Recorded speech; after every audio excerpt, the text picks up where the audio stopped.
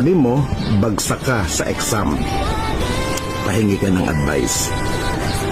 Sa isang katulad mo, hindi na dapat binibigyan ng advice. Bakit? Kasi sadyang bobo. Yan ang tanggapin mo sa buhay mo. Bobo ka, tanga ka, inutil ka. Kaya ka nga bagsak.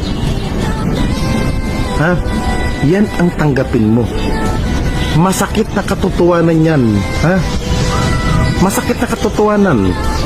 Hindi mo kailangan ng advice. Kasi kung bibigyan kita ng advice sa maganda, tanga ka eh.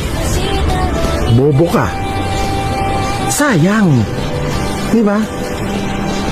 Sayang. Hindi ka naman ata kagwapuhan. Oh, hindi ka nakakagwapuhan. Ang pangit pa ng mukha mo. Mas lalong walang kakwenta-kwenta. Di ba? Sorry ha. Dahil isa kang bobo.